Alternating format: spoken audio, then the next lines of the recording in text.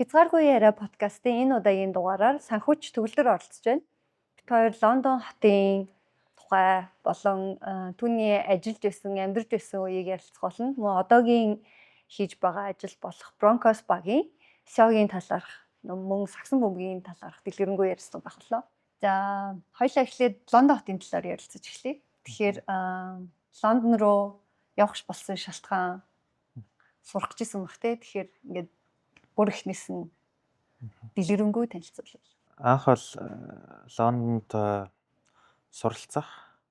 За тухайд сурж исэн нөгөө олон улсын мэргэжлийн нэгтлэн бодогч гэдэг цолоо хамгаалах эхний зорилготой. Хоёр дахь зорилго нь тэндээ одоо олон улсын компанид офис ажилтдаг санхүүгийн чиглэлээр ажиллах зорилготой.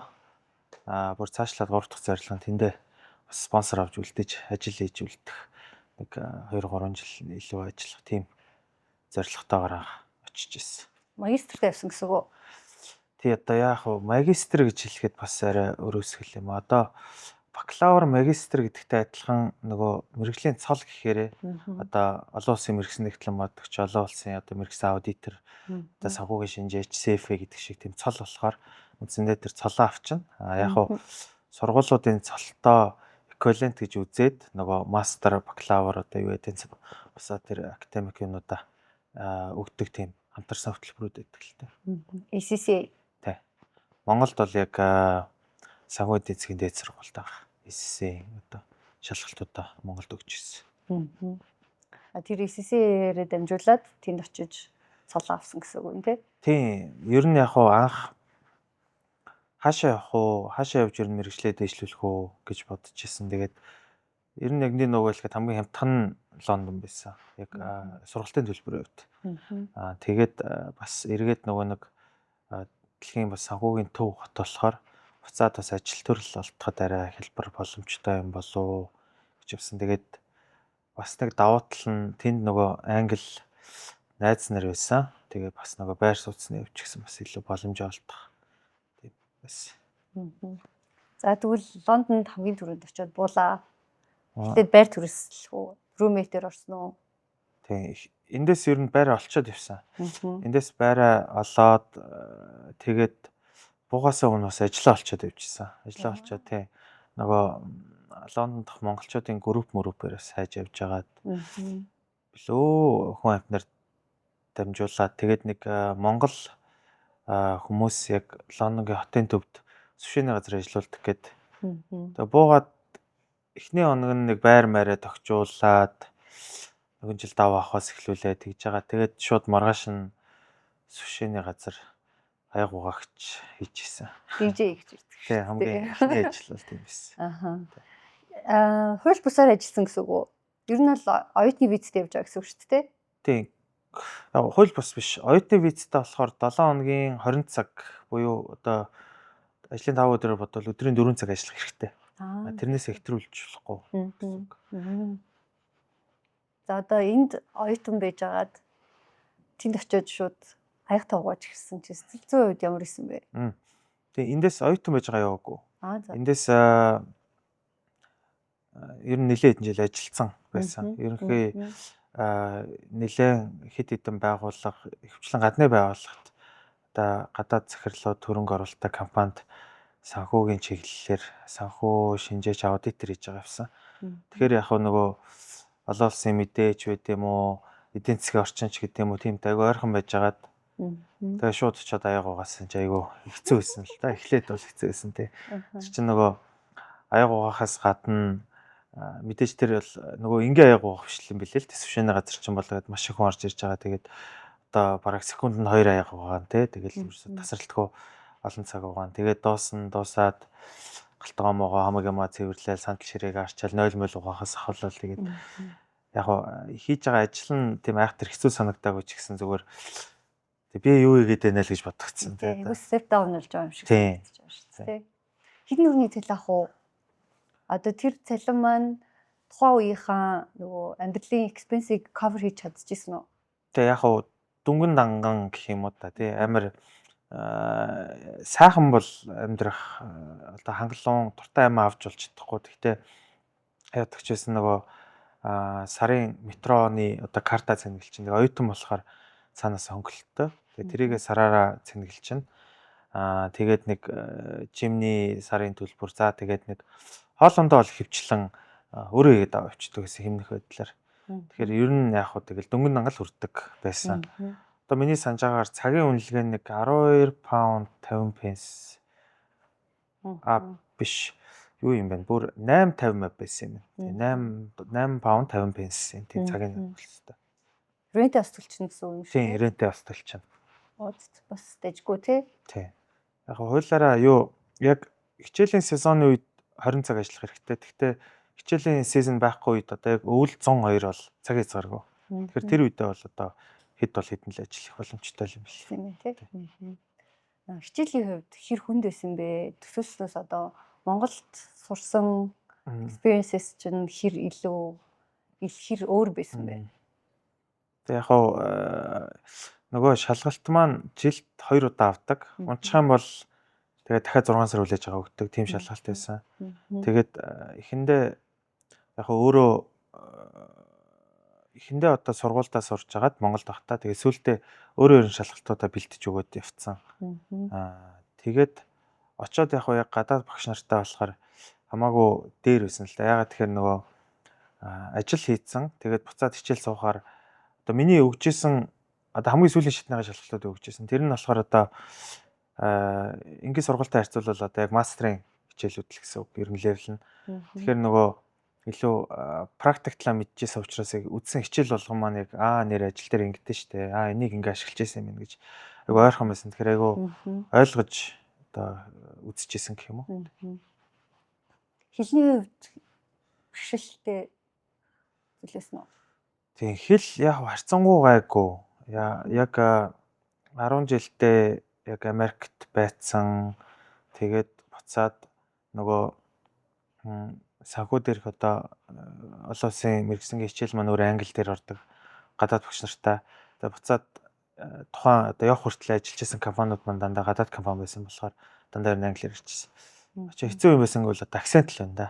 Одоо тийм яг зарим одоо хамт байсан хүмүүсийн акцент яг Шотланд, Ирландуудын яг тэр бүр хоол нутгийн аялгыг бол нэг бараг л ойлгохгүй шахаад байдаг ч тийм. Дөнгөж нангаа тий. Racist тал дээр англичууд хэр юм бэ? Лондонд амьдарч байхад хэр racist яг уу зүгээр зөөгч хийж яхад бол зүгээр тийм одоо өөрсдөө амар тийм престиж гэж үздэг ард түмэн тийм.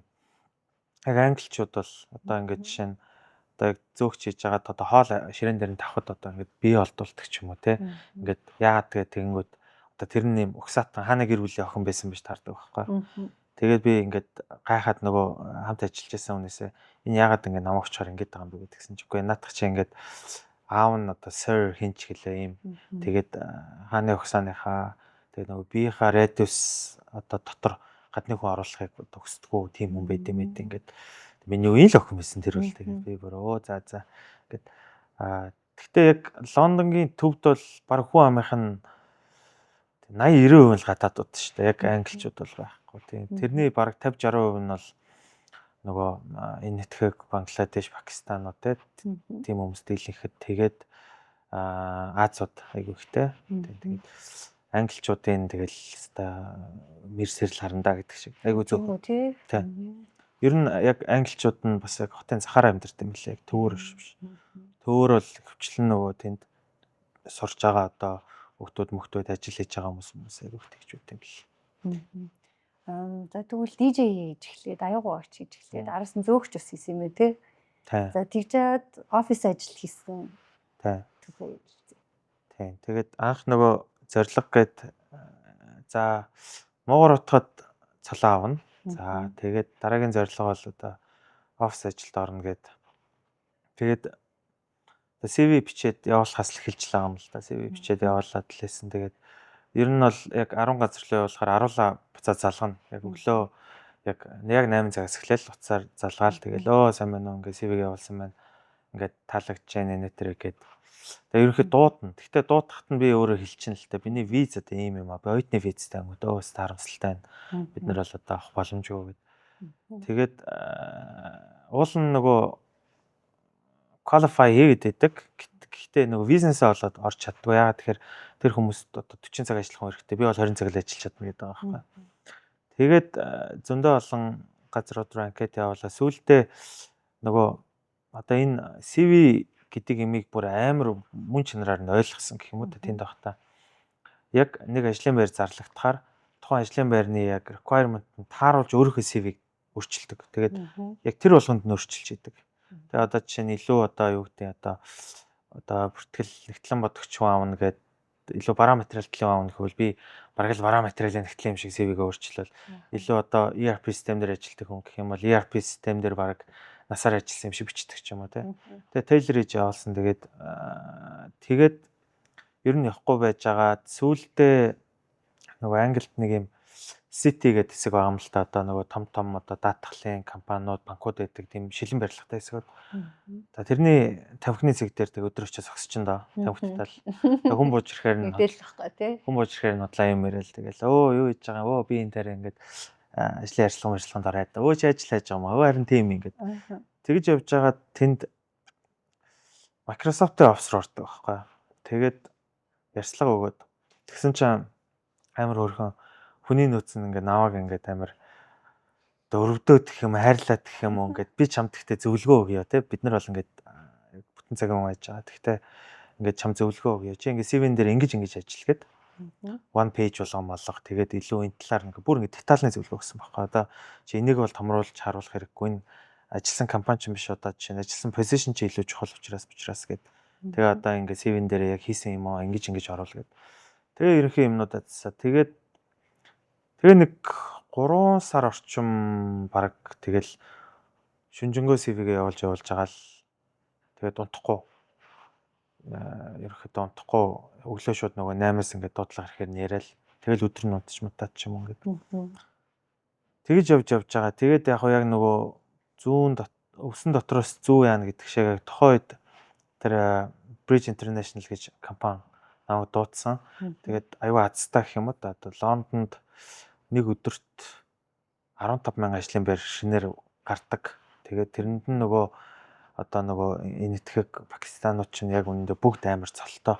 Тэндээ одоо нөгөө CFA бол CFA, CPL, CPA, School нөгөө одоо тэнд одоо Queen's Mary-гийн их сургуулийн мастер хамгаалсан хамт зөөгч хийжсэн 3 хүн бол гурлаа мастертай хүн байсан. Тэгэл зүгээр тэндээ нөгөө зөөгч хийгээд амьдрал нь болж байдаг. Тэгээ би ч сэтгэлээр онцсон байсан юм л та. За одоо худлаа юм байна гэдэг. Тэнд байсан монголчууд ч гэсэн ер нь худлаа. Чи одоо оюутны визтэй ажилд орно гэж байхгүй гэдэг.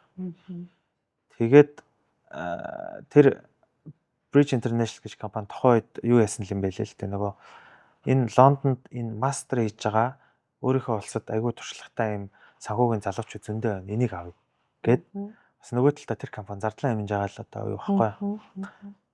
Тим юута таарсан гэх юм уу та. Тэгээд дуутахаар нь гайхаад очиод ярьцлага өгөөд тэгсэн чинь 20 дахь шатнд нь Excel-ээр одоо шалгалт тавна гэд. Тэгээд нэг өрөөнд оруулаад 3 цаг 15 минут нэг компьютер дээр өгөгдлүүд өгөөд одоо Excel-ийн модель хийлгэсэн байхгүй. Одоо нэг компани санхүүгийн тайлангуудыг гаргуулсан хоошо 5 жил одоо нөгөө санхүү төлөвлөгөөг нь гаргуулад forecast хийлгэсэн.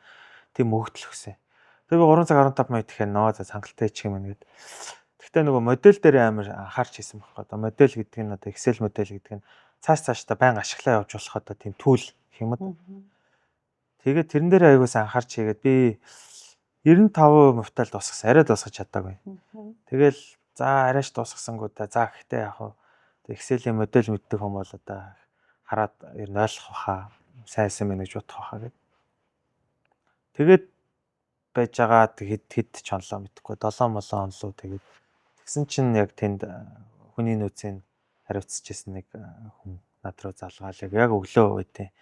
Тэр бол одоо яг өдөө болтол яг мэдэрсэн гэх юм уу хамгийн аз жаргалтай мөч байсан гэх юм уу та ингээд Bridge International тэнцлээ нэгд өдөр ирээрээгээд тэгэл яг бүх шар ус босоод амар баярлжсэн санд тэр үед л тий. Өртөн бус очиг мэддэг хүний амьдралдаа бас амар гоё experience хаа.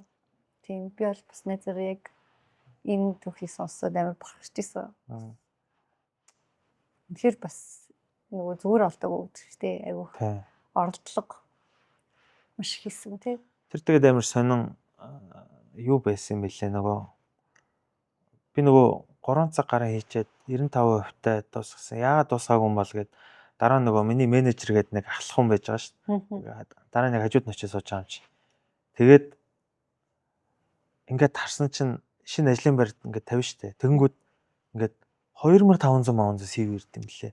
Тэгэнгүүт тэрийг нь ингээд одоо тэрэн дундаас те энэ Монгол залуу гэж харах ямарч боломжгүй юм лээ. Тэгээ нөгөө ирж байгаа юунд фильтртэй төгчтэй юм лээ л дээ. За хамгийн одоо юм матч болж байгаа CV-нэр эднэр байна гэдэг. Ингээд тэгээд дээрээс нь л харж яадаг.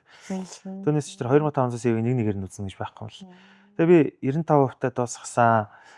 Би амжаагүй штэ амар сонирн монин гэдгсэн чинь аргагүй штэ наадах чам Excel-ийн дэлхийн аварга эхний шатын шалгалт байдیں۔ Тэр нь тийм тэгсэн чинь чи бүр 95% таа ийдсэн биз дээ гэх. Тэгэхээр нөө shit тийм биш дээ. Тэгээ дараа надаа нөгөө сайт руу норж харуулсан байхгүй. Энийг ингээд татаад авахгүй яг чиний хийсэн байгаас тэгс тийм биш тэгээд.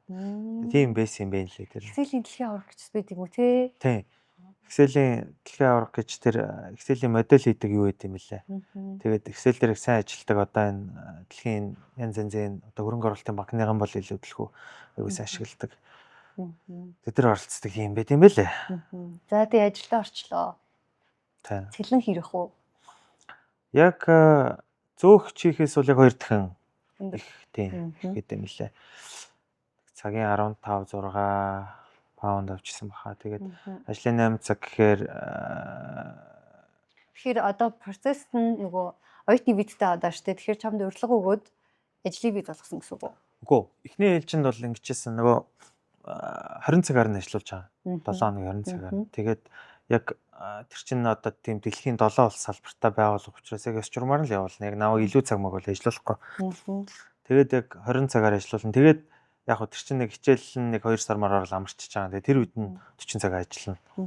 Тэгээд 40 цаг ажиллаа явчихна. Тэгээд надаас гадна дахиад би нөгөө нэг тэр компани нөгөө зорилго тийм бисэн гэдэг чинь яг адилхан 2 яг сагуугийн шинжээч ажилд авсан байхгүй. Тэр нь нэг нь General Motors-тай ажиллаж байсан, нэг нь ямар банкнд ажиллаж байсан гэлээ ингээд 2 үе авцсан.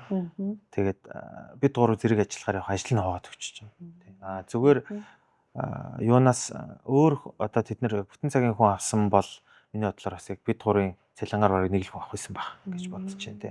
Тэр чинь юунд миний сонссноор зүгээр junior analyst-ийн цалин л 3500-аас 4500 паунд гэжсэн байхгүй. Тэгэхээр тийм. Тэгэхээр одоо бол тэн дээр бол хэмэлт үүсгээ. Тэгээд надаас гадна нөгөө 2 маань ч гэсэн аль хэдийн нөгөө хэсэлээ сайн мэддэг. Тэгээд ерөнхий ингээд ажлуудын нөгөө бид гур тойрлоод өгч одоо энэнд орлогын найруулцуулаа, тэрэн зардлын найруулцуулаа. Тэгээд би болохоор нөгөө 7 улсаас ирсэн датагаа базаж нэг менежментийн тайлан бэлтгэдэг яг ажил авцсан. Тэгээд тэрийг яг Excel-ээр бүгдийг одоо хийдэг.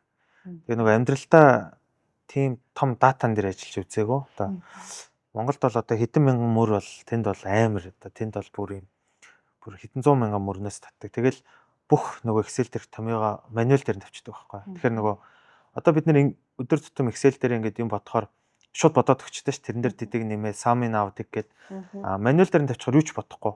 Ер нь бол бүгдийг ингээд томьёог нь бичээд тэгээд калькулят дарахаар бүх томьёо нь ажиллаа. Тэгээ би нэг 20 минутын дараа орж ирэхэд дуустдаг. Тийм ээ тий. Тэгэхээр тэр компьютерийн бас хүчин чадлаас тий шаардна. Хэрэгтэй байна. Компьютер нь магадгүй хурдан байсан бол 20 минут төлөхгүй л байсан байх л та. Тийм ээ тий. Одоо тухайн үед л гайгүй компьютер лээсэн байх л та бодвол. Зүг. За тэгэхээр чөлөө цагаараа Лондонд яаж өнгөрүүлдэг гэсэн бэ? Ер нь Лондонд амьдардаг хүмүүс юу хийж чөлөө цагаа өнгөрөөж байна? Тэгээ намайг очиход бол тэр үе чинь нөгөө дийлэнхэн тэнд сурж байгаа оюутнууд байж байгаа тийм дандаа ер нь дүү хүүхдүүд байсан гэх юм уу. Би яг бас сурч исэн ч гэсэн Лондонд дах монголчууд нь бол тийм дийлэнхэн оюутнууд байсан. Тэгээ манай найзын дүү мөн байсан болохоор амар түшигтэй. Тэднэртэйгээ бас хаяа уулзсан барина. Тэгээ би чинь ёстой зүгээр сууддаг байсан. Манай ном уншдаг байсан хүн. Тэгэнгүүт гэрээсээ гараад яг нөгөө цагаараа гэрээс яг тэдэн цагт гарах юм бол автобус угаасаа яг тэд дээр нь автобусандаа суугаа метрондоо яг суух юм бол яг ажил дээрээ яг 8:52 гэж орж ирвэл 8:52 дөө л орж ирнэ өдөр болгоо. Тэгэнгүүт метронд 40-50 минут яваад чи өдөр болгоо. Тэгэхээр ном уншиж гисэн. Метрон дотор нөгөө интернет байхгүй юм чинь. Тэгээд ном уншсан. Тэгээд амьдралынхаа 10 хэдэн ном уншсан бүгдийн л тэнд уншсан. Тэгээд ирээд бол дахиж уншаагүй л тээ. Тэгээд айгүй сонирхолтой нөгөө Монгол хүмүүс юу байдгийг ингээд тэгж жагаад элчин дээр цагаан сарын золголт тентэр гэж яваад тэгээ Монгол ах нартай танилцсан чинь тэнд шагаан 10 гэж биш үү? Тэгээ Монгол шагаан 10. Тэгээ Монгол шагаан 10 клуб байт юм байна. Тэгээ би чи Монгол шагаан 10 клубын гишүүн болоод ах нартай 7 хоногт нэг 7 хоног болгоны 4 дахь өдөр үлээ цуглаж шагаан 10-тай. Тэр нь бас манай гэртээ айгүй ойрхон газар байсан. Тэгээд шагаан 10 их тоглосон. Тэгээд Лондонд байсан хүмүүс мэдэндээ одоо нөгөө бүх юм бол walk-in distance хаашаа ч явсан. Тэгээд яг нөгөө смарт цагаа ингээд угсаа ямаа хэмждэг байсан. Өдөрт бол нэг 10-аас 12 км алхана. Өдөр болгоо. Тэр бол easy. Айгүй ойрхон. Тэгээд ингээд хаашаа ч бас ер нь алхачаа гэж за метроны бодол хүртэл алхачаа гэдэг. Тэгээд айгүй их алхангаа нөгөө нэг айгүй парк ихтэй. Тэгээд айгүй их алхдаг л алхаал юм үзээл. Тэгэл ийштэй шоороо. Тэгээ нөгөө монголчууд ирнэ. Монголчууд ирэхээр нөгөө айгүй хоббитоо тэднэрийгээ дагуулж музейс үзээ дагуулж явна барина. Нэг айхтар шоудаж муудаж бол их явж байгаагүй. Хэвээ нэг хоёр удаа гарсан үгүй юу. Тэгээд ажлынхантайгаа бас нөгөө ажилд орцоод манай менежер ч юм бол Шотланд, тэгээд Англи, Ирланд гэдэг айгүй хүмүүс их байдаг. Тэгээд тэдэртайгаа бас нөгөө PM уугаад rooftop mop гэдэг манай офис ч дээрээ rooftopтай байсан. Тэгээд айгүй их тэгдэг. Ер нь хөл бөмбөг. Тийм. Хөл бөмбөг гэхдээ амир одоо манай монголчууд хөл бөмбөг үзэн гэхээр нөгөө залуучууд дандаа шүнжэнгөө шүн үзээд чи өөр мөрөөр босч. Тэр амир сонир мэдрэмж байсан. Яг ажил тарсан чинь хөл бөмбөгийн тоглолт нь эхэлт юм лээ. 7 цагт. Тэгэнгүүт амар сонир санагдаад хөөх ийм үе хөл бөмбөг үзэж болт юм уу гэж санагдчихсан тийм. Яг тэр мөр нь яг тийм цагтаа байсан болохоор айгу convenient юм байлээ. Англичууд хөл бөмбөг хэр үзэх үү? Амар үзэх үү? Тийм. Угаасаа яг үндэсний спорт нь одоо Лондонд бол одоо тэр илүү нөгөө офис одоо санхүүгийн байгууллага нэтэр байлаа гэхэд жишээ нь тэнд Оксфорд гэдэг хот бол яг сургууль яг тэр сургуулаар л амьдардаг хот. Тэнд амьдарч байгаа хүмүүс тэр сургуулийн багш, цэвэрлэгч, хоол идэх те. Ганцхан Оксфорд байхгүй шүү дээ. Оксфордын харьяа одоо сургуулиуд гэж зөндөө юм да. Тэнгүүд Манчестер гэдэг хот шүү дээ. Тэр бол тэр чигээрээ спортын хот юм лээ. Одоо Олимпиад бэлтэн, дэлхийн аваргад бэлтэн гэхээр шгшөөг нь Манчестертай байрлаж байгаа бэлтжтэй юм лээ. Тэгэхээр яг тэр спортын хот учраас одоо тэгдэг ч юм уу.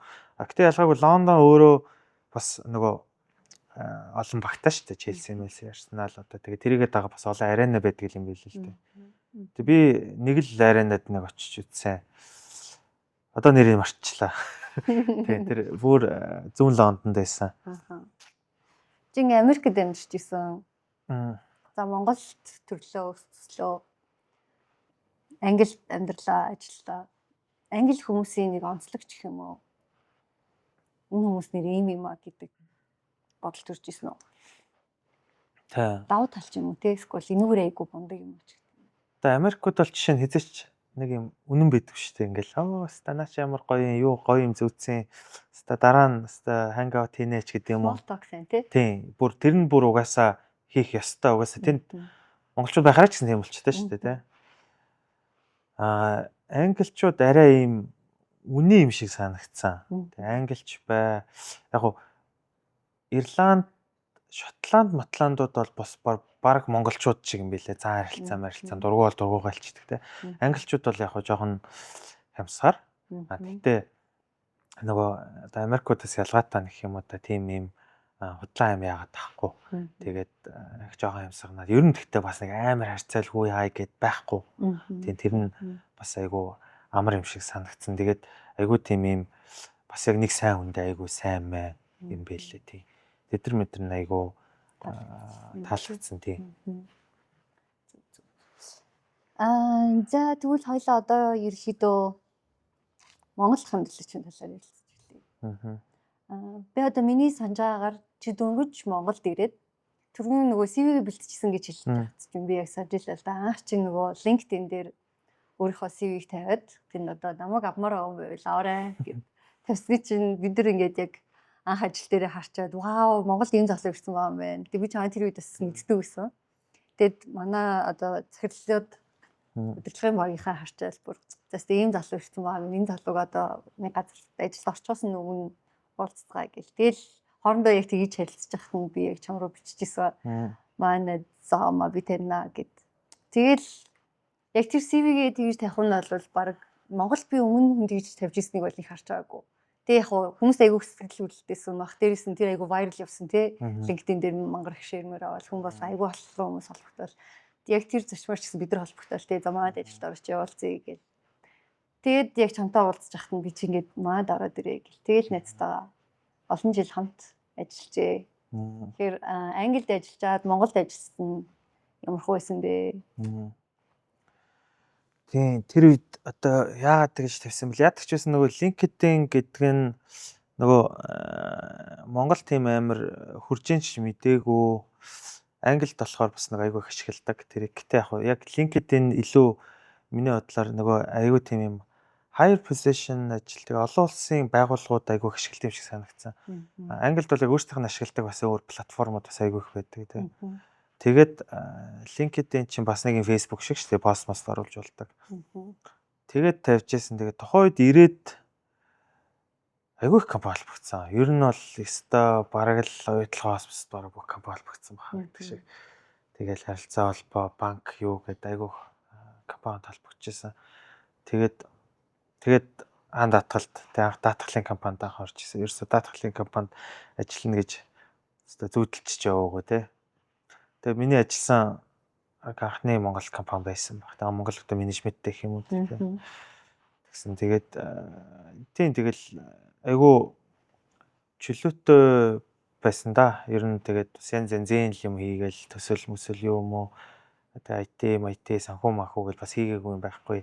Ер нь яг даатгалын зах зээл дээр нэг 5 6 жил ажилласан. Багтаа өнгөрсөн хугацаанд тэр хугацаанд тэгээд янз янзын юм хийж үзлээ. Тэгээд ер нь айгүй хэцүү л зах зээлтэй даатгал өөрөө нөгөө санхүүгийн тулгуур 3 баг нь байх хэвээр тий банк одоо хөрөнгө оруулалтын одоо энэ хөрөнгөний биржийн зах зээл даатгал 3 байх хэвээр. Тэгээд Монголд бол нэг нь амар том даатгалын хөгжөөгөө тий. Тийм шүү. Тэгээд хаан даатгалаас өмнө одоо Broncos багийн гүйцэтгэх захирал дээрээс нь банк үсгийн CEO. Хийдэлтэй. За одоо хоёлаа Broncos-ийн талаар дэлгэрэнгүй ярилцгаая. За танай багийн амжилт дүрнүү. Одоо сая бол одоо л ер нь тоглох байгаа бах тий. Одоо амарсан байна. Тийм. Сая нэлийн олон тэмцээнд авах шүү гэсэн. Сүүл тас нэлийн их шагнал авах шүү гэсэн. Ямар амжилт үзүүлвэ? Тийм. Одоо Хасын үлгүүд баг маань одоо байгуулагдаад 22-23 дахь жилээ болж байгаа. Бас Монголд оршин тогтож байгаа хамгийн одоо урт оршин тогтнож байгаа баг гэх юм уу да. Би бол одоо дүнж нэгээх хэсэг нь тий. Тэгээд сая энэ жил 4 сарын 27-нд 10 дахь аварга авч байна. Хамгийн олон аварга авсан баг гэж байна. Мөн ялангуяа шинэ бүрэлдэхүүн цуглуулад одоо дандаа залуучууд байгаа. Сүүлийн 3 жил дараалж аварга авсан буюу трипит хийсэн. Тэгээ энэхүү амжилт нь өмнө 2000 за миний буруу санааг бол 8-10 онд илүү дээ. Хасын үлгэр баг өөрөө хийжсэн амжилтаа баттгсан юм уу та. Тэгээд илүү сонсогдтой яг нэг бүрэлдэхүүнээрээ гуруулаа яг 3 дараалж аварга авсан. За тэгээд яг хуу би яг ийм яг шуурж эхэлж хахад нь орцсон гэж боддог байхгүй яг энэ саксны зах зээл рүү. Тэг яг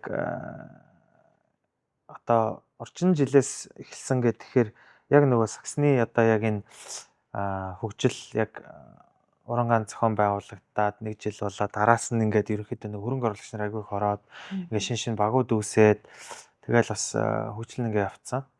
Тэгэнгүүт манайх ч энэ жил Монголын дээд лиг за League Cup гэдэг одоо энэ жилээс зөвхөн монголчуудаараа тоглодог нэг League Cup хийсэн. Тэгээд East Asia Super League, Зүүн Азийн Super League гэдэг Азийн хамгийн том лиг. Тэгээд FIBA-гаас зохион байгуулагддаг BCL East Asia гэдэг тэмцээнд гээд 4 тэмцээн үү тий 4 тэмцээнд орсон. Тэгээд яадаг ч байсан Монголынхаа лигт авраг авсан. Албаны цам дээр 2 дугаар байранд мөнгөн медаль авсан. За FIBA-гаас зохион байгуулагч тэмцээнд болохоор хүрэл медаль авсан. Уул нь түрүү жил тэр тэмцээнд авраг авсан, цомоо авсан байсан. Тийм үү. Тэгээд энэ жил харин хүрэл авсан. Тэгээд энэ жил бас нөгөө зохион байгуулагч тэмцээн маань өөрөө юм нь өөрчлөгдөөд одоо талбай дээр 3 легионер энэ төр гардаг болоод жоохон өөр болцсон. Тэгээд манай хувьд ч гэсэн бас урт үлрэл байсан болохоор бас шинэ тоглогч аваад орсон. Зүүн Азийн Супер Лиг гэдэг нь болохоор одоо Азийн одоо энгийнээр хэлбэл одоо Азийн NBA гэх юм уу да. Яг Японы одоо хамгийн топ 3 баг, Солонгос хамгийн топ 3 баг, одоо Тайваны хамгийн топ одоо баг, тэгэл Хонконг, Макао, одоо Филиппин гэл тэ ингээд шилдэг багууд одоо Монгол улсаас манайх анх удаага түрүү жил өргөдөж тоглосон. Тэгээд уул нь 3-0 гээд хэсгээ яг 12 сарын 1-ний статистик харахад ингээд 12 баг чигсаацсан. Манайх яг номер 1-т 3-0 гээд явжсэн. Тэгээд хажигдсан л доо. Тэг хажигдаад 3 гэсэн үг үү? 3 хажигдталтай хэсгээсээ гарч чадаагүй. Тий. Тэг яг бас айгүй өндөр түвшний лиг юм билээ. Тэгээ манай хувьд бас айгүй том туршлага болсон. Бидэд бас аль байрал дээр яаж яах хэвээр вэ, их хэвээр вэ гэд тийм туршлага болсон. Тэгээд яг бас тэр хугацаанд манай нөгөө багийн ерөнхий засалжуулагч маань бас грек засалжуулагч байсан нас орсон. Тэгээд хамгийн сүүлийн тоглолтын дээрээс манай мөн тэгээ байгаагүй. Тэгээд ер нь нэг урт үлрэл байлоо. Одоо бид чинь сүүл тоолоход чинь 280 80 өдөр болсон билүү та тий.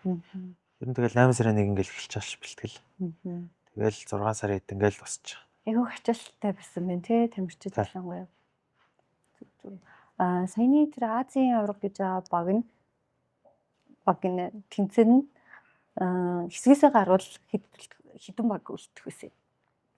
Тийм Зүүн Азийн Супер Лиг чинь 4-4-өөр нь 3 заавалгацсан байсан баха.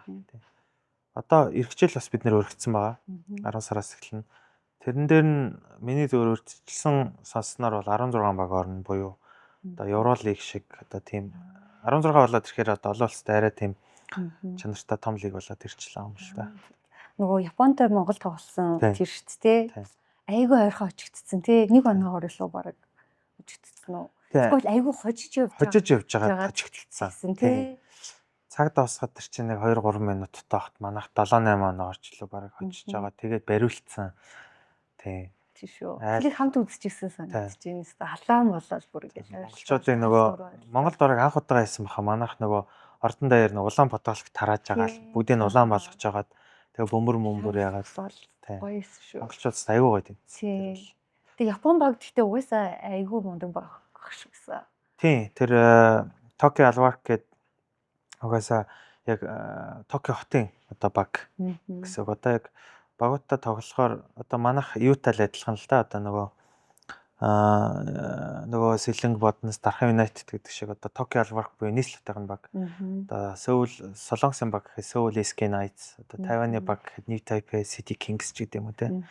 Тэгээд тэр нийслэлийн багууд нь тэгээд тэр чин төсөв мөнгөний хувьд бол харьцуулахад бол бид нартай харьцуулахгүй шүү дээ. Японы баг маг бол одоо мэдэхгүй байна. Гэхдээ зүгээр одоо Монгол нэг багийг нэг 3 тэрбум байдаг гэж үзье л та төсөв нь. Тэдний төсөв мөсөв бол тэгээд ерөнхий нэг 100 муу тэрбум руу төгтгөл юм билээ тийм. Тэгэхээр тэнгэр газар. Тэгэхээр тэрийг дагаад нөгөө хангамж, арын алба, ууж хэрглэж байгаа юм. Яг тэрүүгээр бол одоо манай Монгол баг бол тутахгүй. Гэхдээ мэдээж нөгөө авж байгаа легионерын төвшин бол шал ондоо. Цэлэнгийн хувьд ч гэсэн тий. Шууд одоо тийм одоо NBA одоо тоглож байгаа ч юм уу эсвэл одоо шууд G League миг тоглож байгаа ч юм уу тийм хүнийг шууд авч боломжтой байхгүй цэлэнгийн хувьд. Сая одоо Монголд Боднос баг юм NBA хучин тоглогч 2 тамирчин. Тийм, Demarcus Cousins гэдэг тамирчин авчлаа шүү дээ. Чиний бодол энэ хүнийг авчираад одоо бидний ойлголтоор бол одоо ер нь сагсаа тоглохоо болж байгаа, зодод хэлж байгаа хүн юм байна гэж ойлгосон. Тэгээд энэ багт одоо нөлөө хэр байсан бэ? Одоо тий үзүүлж байгаа нөлөө энэ тамирчин байгаагүй байсан бол эдний баг хэр явах байсан гэж байна. Эсвэл одоо ийм тамирчин авчрах нь бас зөв үү буруу юу гэдэг бодол юу? Би одоо яг манай багийн хувьд юм уу эсвэл Монголын сагсан бөмбөгийн хувьд гээд хэлвэл маш талархуу штэ үйл явдал байгаа байхгүй. Мэдээж Демаркус Казанс ч өөрөө NBA-ийн зүгээр нэг энгийн тоглогч биш байхгүй. Бүр супер тоглогч те. Одоо бид нэр одоо LeBron, Kobe гэдэг шиг л түвшний тийм өндөр түвшний одоо супер тоглогч. Тэгээд тэр маань Монгол дээрээ тоглохоор нэгдүгээр манай Монголын лигийн чансаа олон улсад яаж харагдах вэ? Би яагаад гэж юм бэ гэхээр жишээ нь бид нар мэдээж ингээд тоглогч хайгаад ингээд манай Монголын баг дээрээ тоглооч те хамтдаа ингээд ингээ гэхэд Казансын өмнөх дараах хоёр бас өөр байхгүй. Оо танаад Казанс ч тоглолцсон байсан шүү дээ гэдэг те. Тэгээд тэрийг нь одоо яг үндэ хүмүүс Монголын лиг мэг сонсоог байж байгаа шүү дээ. Тэгэнгүүт ингээд сонсцсон тэгээд тэр нь ингээд одоо тоож ирж байгаа гэх юм уу та зарим тоглогчид те. Тийм болохоор тэр талаараа аягүй нөлөөтэй. Хувь тоглогчийн хувьд бол одоо мэдхгүй те одоо тэр бол одоо тэрийг бол жаач хийх нь бол тэр хүмүүсийн асуудал. Зүгээр миний бодсноос бол хамаагүй бүр маш ухаалаг тоглогч юм билээ л гэж харсан. Зүгээр тэр талбай дээр тэр удирдах байгаа юу мөн бол маш агуу мундаг тоглогч юм бэл. Танай багийн хувьд одоо санхүүгийн талаас нь ярил таглаа. Зардалтай юу? Зардалтай л хат гэхдээ ашигтай юу? Эсвэл зардлаа барьж гин үү? Эсвэл одоо ингээд хүн болго айгүйх юм сагсны багтаа болох. Мөрөдөлтөй сонирхолтой энэ спортод хөрөнгө оруулах сонирхолтой болчихлоо л доо. Тэгэхээр хэр ашигтай юм бэ? Манайх гэхэр жоо өөр болчихно. Бусдаас ягаад тэгэхээр нөгөө олон улсын 2 жилийнхэд тэгээд ингээд маш их аялан тоглолт хийдэг. Тэрийг дагаад нөгөө мэдээж яваад ингээд өөр багуудыг яхаар одоо бас багууд яа гэм мэдгүй одоо чи манай эрүүл мэндийн баг 4-тэй байдаг те. Барай хийдэг эмч тустай, тусал тариа хийдэг эмч тустай, хөдөлгөөн засалж буюу гэмтэл талын эмч тустай, одоо бэлтгэл хийлгдэг хүн тустай ч гэх юм уу ингээд дөрвөлээ байдаг. Тэгвэл жишээ нь зарим баг л магадгүй нэг эмчтэй байгаа. Тэнгүүд одоо гадагшаа явахаар тэр хүмүүс аваа явна. Яа тэгэхээр эм чин өөрөө яг юм одоо яг энэ 10 одоо 4 тамирчинг бид нэр одоо сайн тоглуулж л ерөнхийдөө явж байгаа тийм бизнес учраас тэр хүмүүсийн эрүүл мэнд гэдэг бол номер 1 чухал. Тэгэхээр одоо тэмцээний туршид одоо тэднийг амраах, яах, витамины дутагдлалд оруулахгүй байх, сэтгэл зүй юуг нь бэлдэх, за сайн халаалтын нийлэгч гэдэг юм ингээд. Тэгэхээр тэр болгоно нөгөө нэг одоо хийж байгаа хүмүүс маань яг хийлгээ сурцсан учраас тэр байхгүй болохгүй. Одоо зүгээр нэг тоо хэлэхэд л 25-аас 26 оны улирал манай багийн онгоцны билетийн зардал 487 сая төгрөг болсон шүү дээ. Гэтэл бодоход л харин одоо ямар хэмжээний юу вэ? 30 ингээд нисээ яваад хаар тийм болсон байж гэх юм уу. Тэгэхээр би босод багийг бол мэдэхгүй зүгээр нөгөө бустай адилхан зүгээр шуум сонсоод зарим нь ч яг таньдаг хүмүүс болохоор асуудаг. Тэгэхээр нэг тэгэхгүй нэг 2-оос 7 тэрбум төгрөгийн хооронд л байгаад шүү байна. Одоо яг дээдлийн багууд бол одоо манайх бол нэг дундуур нь мундуур нь л байгаа байх тийм нэг дундчаас жоохон дээгүүр ч юм уу ялтчгүй тэр нөгөө юуны олон улсын тэмцээнүүдэд айгүйх явж байгаа учраас арын албан энэ бол бас хамгийн олон үнэтэй байгаа хаа. Энэ жилийн хувьд чинь бид нэр яг өөрийгөө оруулаад тоолоход 32 хүн байлээ. Одоо юм гадны тэмцээнүүд явж байгаа шүү дээ. Ер нь бол ингээд за яг тэр тэмцээнд оролцож байгаагаар бас нэр хүнд ирэх те. Гэхдээ бүх зардлаа ерөөхдөө өөрсдөө дааж явт юм зү. Тэгээ одоо яг аль тэмцээн би одоо FIBA-г бол жоохон зардал мөнгөний цаанаасаа байхгүй одоо юугаа яваад очихоор буудлын чинь бол яг 18 үнээр тэд нь одоо team single room тэр нь double room тэгээд нэг buffet тоол гаргаад өгчөндөө бас энэ өөрөө даана. Бас тийм өөртөө даадаг. Тэгэхээр мэдээж 18 хүн явахгүй те. Ингээ 30 явахаар чи 12 хүн явна. Тэгээд за энэ өрөөнүүдийн тэгвэл ингээ ашиглачаа. За бид нар нэмээ тоолны мөнгө ингэж гэдэг ч юм уу. ESL болохоор бүх зардлын даадаг. Тий, даадаг. Яг даадаг гэдэг нь өөртөө бүх зардлаа гаргачаад тэгээд дараа нь баримтаараа одоо тэднийхээс нь хэмжилж авдаг. Тий. Бас том тэмцээн. Тэгээд төрүүлвэл тэр чинь сая $500 мянган. Вау. Тий, хоёрт орох юм бол $750 мянган хэл авчих юм бэл. Одоо эрхчлэлтийн төл төрүүлмээр байна. Тий. Таны багийн хувьд өөрчлөлт орж байгаа юу? Үгүй. Ер нь манай тамирч чинь одоо бүгд түрүү 103 жилийн гэр хийсэн. Зүгээр яг уу энэ ярьслаг гарах үеэр юм уу хагас нэг тамирчин Япон руу нөгөө урилга ирсэн байгаа. Тий. Урилга угаасаа одоо яригдчихсэн түрүү жил бол тэгээд энэ жил бол урилга ирээд бидний зөвөөс бол тамирчинтайгаа ярилцж байгаад үнэхээр нөгөө юу нь гоё юу байгаад гэх юм бол явуулна л та. Ягаад тэгэхээр чи нэг багийн ирэх ашиг биш.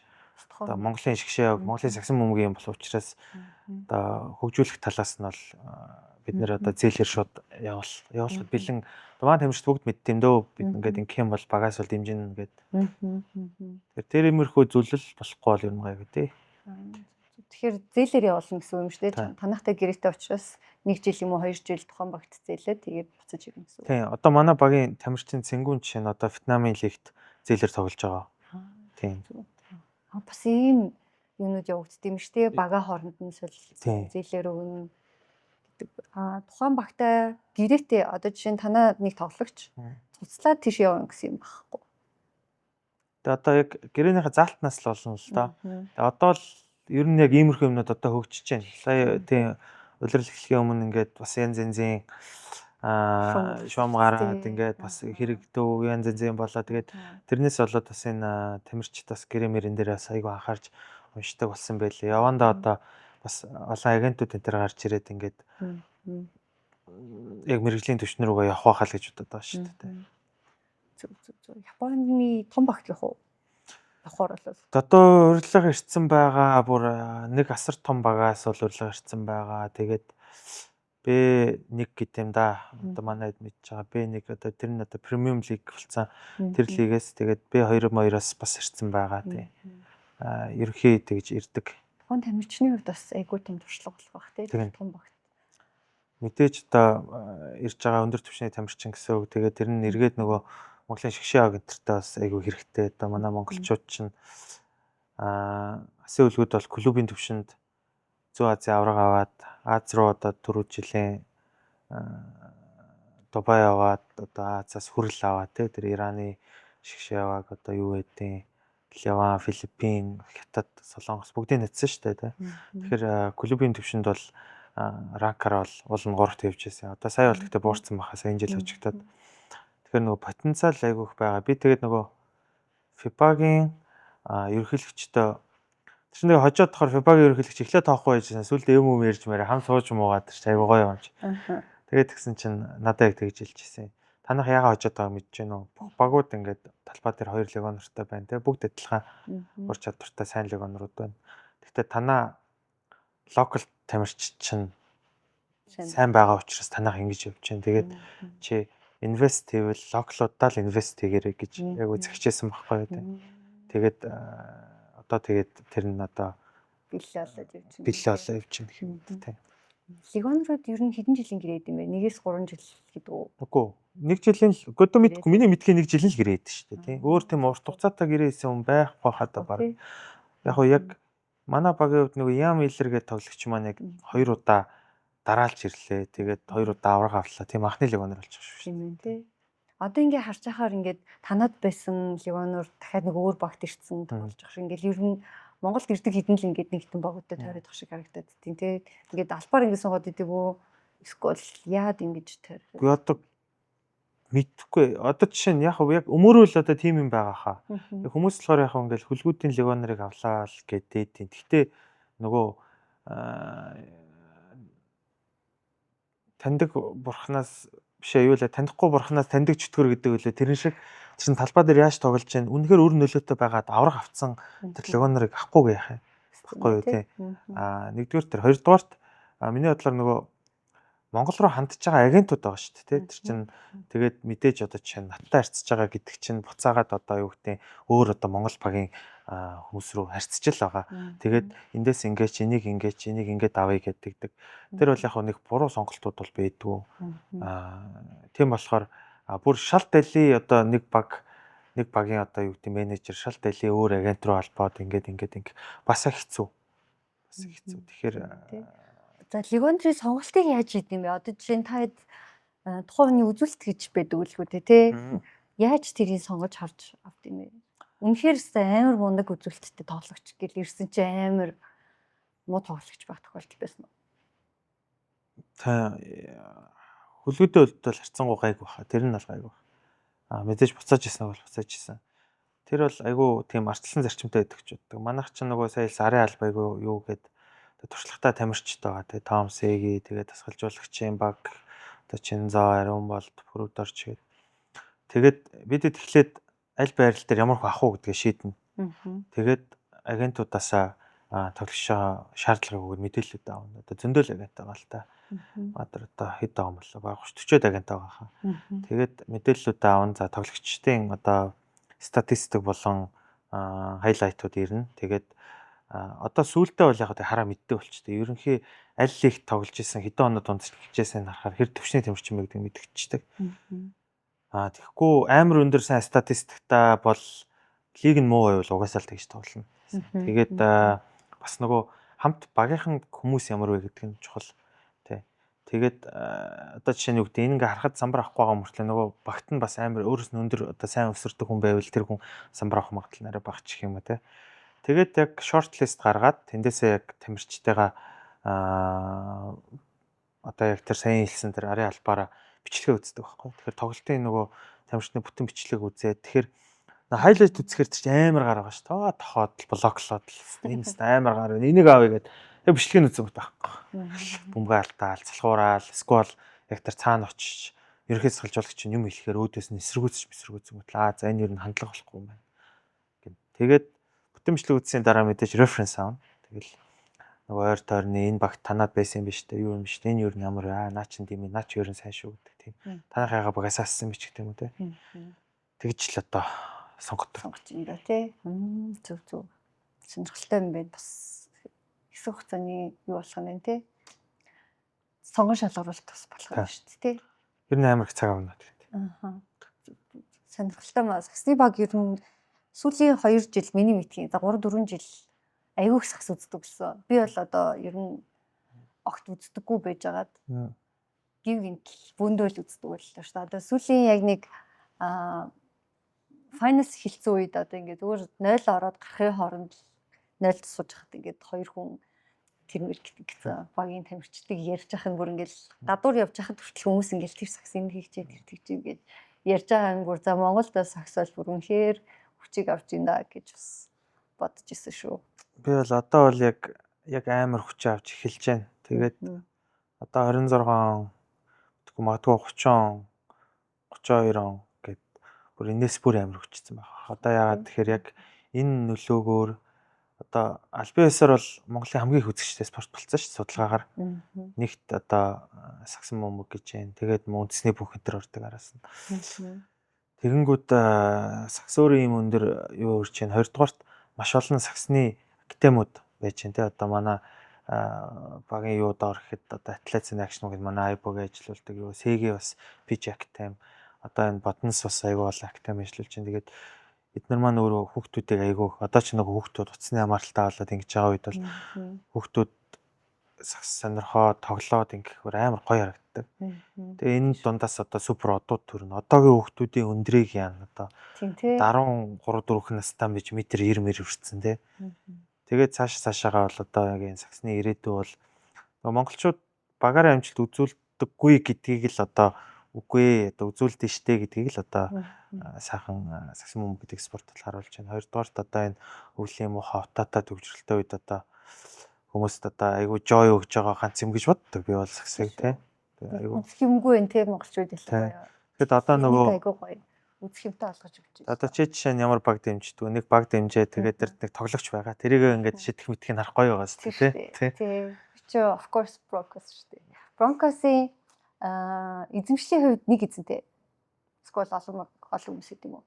Тий яг бас нэг биш аа. Ерөнхий хэд 4-5 хүн байт юм болоо.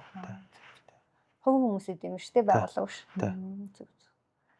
Танай багийн хувьд одоо амжилттай яваа нэг тулгуур үзүүлэлтийн хувьд одоо багийн хоорондын уур амьсгал айгу татай байна гэж би бусад хүмүүсээс их сонсч ирсэн.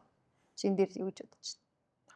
Тийм ер нь сая манайх авраган баяраа хийгээд бичлэг хийгээд одоо түүхэн 20 жилийн одоо өмнөх тамирчид дасгалжуулагч бүгд ирсэн л дээ. Тэгээд бүлгүүд угаасаа л ийм байсан. Одоо ч ийм байгаа. Яг нэг гэр бүл шиг. Одоо манай тамирч Дарын алба бол яг одоо яг жилийн 365 хоногийн дийлэнх хугацааг хамт зарцуулж байгаа. Тэгээд тэр нь яг дан ганц тамирчид ч гэхгүй арай албатайгаа бүгд яг ийм нэг гэр бүл шиг байдаг. Тэгээ бүгд бие биенийхээ асуудал санаа зовдөг. Би бол одоо тамирчин дүүнэрийнхаа одоо намайг бол ахаал гэдэг. Хаа энийг авах уу, хаа тэрийг авах уу, өдөр тутмын асуудал юу байдیں۔ Тэгээд одоо ийм хаа би нэг юм байр авах гэсэн юм шиг авах гэсэн. Энийг ингэчлээ, нэг ийм ингэсэн. Ментор маягаар гэж ингээд тийм. Тэгээд яг тэр харилцаа нь өөрөө ингээд айгу дотн болохоор бүгд яг ийм нэг цул болсон байдаг гэж би боддог. Тэгээд тэр нь бас айгу амжилтанд нөлөөлдөг баг. Тийм нэг бие даасан эго нэг юм уу гэж юм бол байдгүй. Тэгээд бүгд л ер нь багаараа. Олон улсын багуудын талаар юу гэж бодож байна? Ямархуу менежмент нь одоо манайх юугаараа суралцах хэрэгтэй байна? Юугаараа тэд нэр давуу аваад байна? Яг Азийн топ клубүүдтэй өрсөлдөөд тэгээд Монголдоо нэг удаа хүлээж аваад өөрсдөө очиж нэг тоглодог. Тэгэхэд ер нь дийлэнх багууд хүлээж авдаг. Ялангуяа одоо би бол яг personally намайг хүлээж аваад хоол идээд багийн эзэнтэй уулзч танилцсан. За багийн operationтай танилцсан. Тэгэнгүүт том багууд одоо Япон, Солонгосын баг, за Тайваны баг, одоо монголчууд хамгийн сайн мэддэг Jeremy Lin-ийн баг, одоо тэр New Taipei City Kings гэх юм уу. Биднээсээ Солонгос очиж тоглосон Chawon LG Lakers гээд тэгэнгүүт тэр багууд за нэгдүгээр спонсорууд нь айгу том байд юм билээ. Одоо яг багийнх нь одоо LG корпорац ивент гэж байгаа байхгүй юу? Одоо LG Lakers гэж багийг Tokyo Alvark-ийг жишээ нь Toyota ивент гэдэг. Тэгээд тамирчдын өмсгөлийн ард ингээд машин болгоных нь одоо маркууд жиж байгаа шиг тий. Тэгээд бүгд өөрсдөө гэсэн аренатай дийлэнхийн бас хотоос нь гаргаад өгчтэй юм л аренаг нь. Тухайн одоо Chawon гэж одоо хот тохгүй. Тэгээд Chawon-оос нь гаргаад өгсөн. Одоо New Taipei-ыг бас хотоос нь гаргаад өгсөн. За танайхын аренаг ашигла энэ дээр та нар өөрсдөө renovation юм уу хийгээд ингээд яагаад гэдэг. Тэгээд арын алба юу энэ төр бол бас асар том юм билээ. Мэдээж өөрсдөө гэсэн тийм facility-тэй учраас одоо condition training-ийн өрөөч гэдэг юм уу те. Тэгэл одоо жишээ нь тэр New Taipei City King-ийн багийнх нь одоо жимний өрөө мөрөө нь бол яг сагсан бөмбөгийн тамирчид зориулсан тийм дэсрэлтийн дасгал хийдэг юм төхөөрөмжүүд байж байгаа шиг. Тэгэл Alvark-ийн очиход Alvark бол жишээ нь Токиогийн баг тэр 3 аренатай. Одоо бид нарыг бол одоо баг захихын газар очиход л тэр одоо зөвхөн тейп бодлоо боодог өрөөхөд л одоо тэр бүр асар том өрөөтэй. Тэгээ мэдээж тэрийг дагсан арын алба дасгалжуулагч, скаут хийдэг хүмүүс одоо туслах юм уу гэл. Тэгээ Японы баг бол жишээ нь яг бидэртэй тоглож байх үед лайв нэг хүн тэнд алдаа оноогоо шууд тэнслээд коуч руу галж байгаа байхгүй шууд.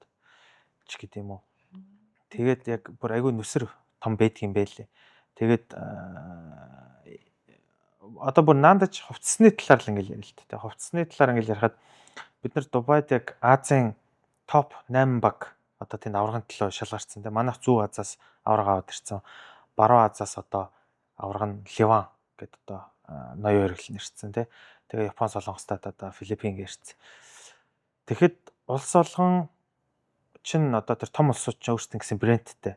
За брэнд нь байхгүй маа гэхэд том одоо эдийн засгтай улс учраас одоо ивент техник энэ төр бол бүх хувцсан саанаасаа тий. Тэр одоо Япон бол одоо Adidas байж гэн одоо New Taipei King бол одоо Lululemon бүгд өмсдөг ч гэх юм уу. Тэгэл ихэнх нь Nike гэдэг. Тэгээд эрэнгүүт яг тиймэрхүү одоо хангамжууд бол яг тухайн улсынхаа юунаас хамаарат бол айгүйх байд юм лээ. Манай Монголд бол жоохон хязгаарлагдмал байдаг. Гэхдээ манай багийг одоо эрх улирлаас манай Монголын бас томоохон спорт хувцсны юу бас дэмжиж ажиллахаар болсон тийм. Би бас энэ зовлонгоо ярьсан. Тэгээд ингээд Монголын нэрийг гаргаад идэг ингээд хувцснараас ахуулаад тэр чин сонио харагдаж байгаа шүү дээ. Тэгээд ер нь ингээд дэмжиж явъя гэдгсэн. Тэгээд тэр нь бас зарлагдах байх гэж бодчих тээ. Nice. Тий. Тэгээ ер нь тиймэрхүү. Тэгээд бас эцдүүдийг харахаар бас нэлээд хөргөтэй юунууд бас байдаг юм билээ. Одоо юуны Тайваны баг гэхэд Тайван ч өөрөө нөгөө юунаас хятадаас нүүж ицсэн нөгөө баячууд байдаг шүү дээ. Чакай шиг үе. Тэгэхэд л одоо Азийн топ тэдэн баяны нийгмиг гэл одоо хамт уулзаал хоол идэж явах тусал гайхалтай. Тэр Дубайд бол жишээ нь Дубайн багийн эзэн нэг шаах байж байгаа ч юм уу те. Тэгэл яг хөө тэд нэр ингээ намайг тоож хоолнд ураад би тэд нар одоо тэр шаах магтаа нь хоол идээ сууж яхад тэгэл айгүй ингээл идэм билээ те. Танаа багста сайн шүү юм шүү. Ста keep going юу мүү гэд олон улсад нэлээд хүлээн зөвшөөрөгдсөн танигдсан байна те. Тэгэхээр тий одоо 2 жилийн өмнө бол манайхыг ямар баг вэ гэдгийг мэдэхгүй байж байсан бол одоо бол зарим нь бол манайта нэг хэсэгт одоо гараад хэсгээс гараад нуглаанд таарахгүй марахгүй гэж зөрдөг ч юм уу те. Тэгэхээр бас харьцангуй Монголын сагсан бөмбөг өөр болсон шүү гэдгийг харуулсан гэдгээ харуулсан байна те. Одоо айгүй хүмүүс миний мэдж байгаа айгүй хүмүүс сагсан бөмбөгийн багтаа болох хүсэж байна л та. Тэгэхээр энэ одоо спонсорлол нь эсвэл баг эзэмшнэ гэдэг одоо альвэ гэдэг сонголтын дээр л байгаад шүү. Тэгэхээр шинэ багтай болно гэдэг нь хэрэг зардал гарах уу? Дээрэс нь одоо дээдлэгт орохын тулд доод лигээс эхлэх гэсэн болж байгаа бах тий. Тэгээд доод лигээс эхлээд тэгээд төрүүлсэн нэг багийн дэшиг орж шүү гэн тий. Тийм төрүүлсэн нэг багийн дэшээ ороод хоёрт орсон лигийн 9-т орсон багтаа нэг плей-ины тоглолт гэж тоглолт тэгээд дэшээ гарах хэсгээ шийдэж байгаа. Ер нь харилцаар түрүүний хэлсэн шиг 1-7 тэрбум төгрөгийн зардлыг багт жилдээ гаргаж иж үйл ажиллагаа явуулж гин гэсэн үг тий. Тийм одоо ямар хэмжээний ямар үнэтэй тамирчин яг хуу хүлгүүд багийн хувьд жишээ нь 3 жилийн өмнө их сургуулаас дандаа оюутнууд аваад тэгээд эхэлсэн тий гэж болно. Одоо анхнаас нь өөрөөр хэлбэл залуучууд аваад за манайх одоо юу гэдэг 3 жилийн дараа гэхэд контендер хэмжээний баг болно гэд тэгээд одоо гадны мэрэгчлэлтэй авчирт юм уу Монголын бас чадварлаг сахилжуулагчдаас авт юм уу тэгээд бэлтэж болно. Үгүй бол яг хуу нөгөө одоо сайн байгаа тамирчдыг аваад тэгээд тэрэн дээр нь суур болгоод ингэж бэлдээд явах боломжтой. Тэгээд яг ивент итгэх эзэн байх хоёр өөр асуудал байгаа тань л та. Ивент итгэх нь гэхээр тухайн компаниуд бол би ингэж хардیں۔ Айгуу талархуу штай байдаг. Яагаад тэгэхээр тэр хүмүүс тэр мөнгийг өөр зүйл зарцуулж болно. Гэтэл сагсан бөмбөгт одоо хасын үлгүүдийг спонсорлоод хасын үлгүүд тэр мөнгийг ашиглаж одоо энэ гадна дотны энэ амжилтыг үзүүлээд одоо хүмүүс хасын үлгүүд мундаг гэж ярьж байвал тэр нэг ч ихсэн хүүхэд тэрийг хараад ийм мундаг тамирчин болъё ингэгээд ядаж шийднийхаа гатаагаараа сагс тоглож जैन. Тэгэхээр ер нь яг энэ хөрөнгө оруулалтаараа дамжуулаад буюу энд хүлгүүд гэдэг ч юм уу эпс ч гэдэг юм уу боднос гэдэг нэг багаар төлөөлүүлээд энэ эрүүл амьдралын хэм маягийг би сурталчилж जैन гэдэгт бүр итгэдэг байхгүй. Тэгээд тэрийг нараад хүүхдүүд би барсаах шиг болно, тоомих шиг болно гэж яриад тэгээд сагс тоглож байгааг харахаар бол энэ хөрөнгө оруулалт чинь бол worth it шүү л гэж боддог те. Эзэн байхад асуудал шал онд. Энэ бол өөрөө нөгөө бизнес шүү дээ те. Бизнесийн хувьд тэр ашигтай бизнес үү? Яг уу түрүү жил бол манайх ашигтай байсан. Тийм. Боломжийн бас ашигтай байсан. Бүр алаад авахгүй ч гэсэн ерөнхий ашигтай гэж харж байна. Тэгээд энэ жилийн хувьд бол жоохон нэг нөгөө хэлэхэд нэг баг зэрэг алдагдaltaй байсан. Энэ жил бас нөгөө тэмцээн уралдаан тэгээд ялангуяа нөгөө энэ дайнаас хамааралтай нислэгийн зардал байг өндөр болсон байна гэж харсан түрүү жилд харьцуулахад. Тэгээд тийм болохоор нислэгийн зардлын үнийн хувьд айгүй юу байлаа. Тэгээд бас яг уу нөгөө зардлын хувьд мэдээж дагаад нөгөө Монгол тамирчид, гадаад тамирчид тэгээд гадаад засгалжуулагч, арын алба бүгднийхээ л ерөн цалин бол бас нэлээд нэмэгдсэн. Тийм болохоор одоо бас эрхчил мэдээж яг энийг хараад би ч өөрөө юуны тул цагаагүй юм блэ. Тэгээ бас цагаагүй нь яаж ямархуу байдлаар явах уу гэдэг бас тооцоолол байж байна. Тасгалжуулагчид явах жаал байдвал дасгалжуулагчид бидэд одоо бас ярилцчихлаа тий. Одоо манай ариун бол дасгалжуулагч маань ингээд 2 дахь жилдээ өмнө нь одоо нөгөө юу сервис дасгалжуулагч байж байгаад гэрээнд дусаа яваад үргэлжлүүлээд дасгалжуулаад давраг авсан. Дараа нь дахиад одоо манай гэрээ дасгалжуулагч нас ороод бас ариун бол үргэлжлүүлээд ингээд давраг авч जैन тий. Тэгээд жоохон одоо өөрөө цаашаа үргэлжлүүлэх үү эсвэл бас дахиад гадны мэрэгчлэлтэй авчираад энэ хүмүүс маань одоо яг хасын үлгүүдийн ирээдүй бөгөөд би бол бүр цаашаагаа бол Монгол улсын шгшөөгийн дасгалжуулагч болно. Тийм болохоор одоо бэлтгэж जैन гэж хараад байна. Клубын зүгээс бас бодлогоор л хөгжүүлж байгаа. Тамирчин хөгжүүлж байгаатай адилхан гэсэн байна. За саксофон өвгийн талаарх яриа сонирхолтой байлаа. одоо ACC гэдэг чинь мэрэгсэн нэгтлэн бодогч шүү дээ. тий. Тэгэхээр энэ цолтой тий ACC гэдэг цолтой. Энэ цолоо ер нь хэр цолооч явахдаа одоо мэрэгжлээ сурсан мэдсэн зүйлийг хэр их ашиглаж байна. Амьдралд хэр их хэрэглэгдэж байна. Тэг надад бол бүр амар тохирсон гэж бодтой. Би чинь анханасаа багасаа ер нь элчинсэд болно гэж мөрөөддөг байсан байхгүй. Хаташи болно. Тэгээ явж байгаад тухайн үед SSA гэж хөтөлбөр одоо Монгол гарч байна. Тэр нь одоо Association of Certified Chartered Accountant буюу одоо олон улсын мэргэжсэн нэгтлэн бодогч гэдэг. Тэгээд яга миний хувьд юу вэ гэхээр би айгүй тийм олон талтай ажил одоо яг анхны ажил хийснээс хойш хийсэн. Тэгэхээр нөгөө SSA айгүй тийм wide одоо хичээлүүд заадаг байхгүй.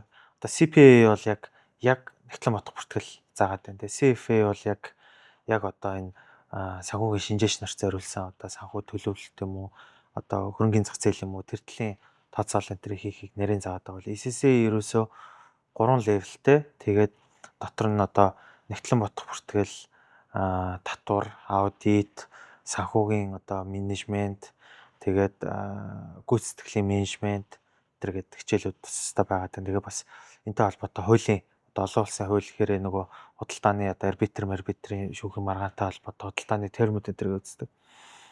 Тал талын үтсэн болохоор надад айгу давуу талтай байсан. Яагаад тэгэхээр ажилдаа одоо хамгийн анхны ажил нь жишээ нь ингээд санхүүгийн одоо юм зөвлөгөө өгдөг буюу accounting одоо аутсорс гэдэг компанид ажиллаж байсан. Тэгээд бараа материалдаа дата юм үзэж хагаад дараа нь нэг компанид санхүүгийн шинжээчээр ажиллаж байгаа. Тэгэхдээ хажуугаар нь бас нэг менежментийн тайлан энэ төр бэлдээд тэгжээснаа давхар дотоод аудит хийж үзээ. Тэгээд тэр англи дараа нь очиж ажиллаж байхдаа нөгөө санхүүгийн одоо санхүү төлөвлөлтийн шинжээч буюу одоо манай байгууллага чинь айгуу тийм импакттай байгууллага байсан байхгүй. Дэлхийн 7 улсад буюу тэр нь Африкт бараг 500 гаруй сургуультай.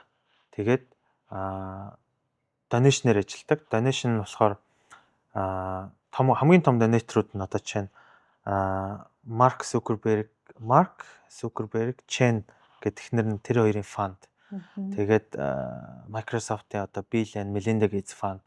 Тэгээд дэлхийн хамгийн том одоо нөгөө ойлын компани OPEC гэлүүдээ ингээд тэд нар донешн өгдөг. Тэгэнгүүт таны өгсөн $8 болгоно Африкт нэг хүүхдийн 1 сарын сургуулийн төлбөр байхгүй. Тэгэнгүүт манай тэр байгууллага болохоор Африкийн одоо тэр том сургуулиудыг бол менежментийг авдаг. Жижигүүдийн нь болохоор өөрсдөө тэр чинь нөгөө яг л зэрлэг байж байгаа шүү дээ. Нөгөө арслан марслантайгаа тэгэнгүүт тэндээ нөгөө жижиг байшингууд бариад тэндээ нөгөө яг юм таблетаар багш нь бол яг таблетийнхаа дагуу хичээлээ ороод тэгээ хүүхдүүд нь бүгд англи хэлтэй хичээлүүдэд их сурдаг. Тэгээд бараг 50 эд мянган студенттэй байсан.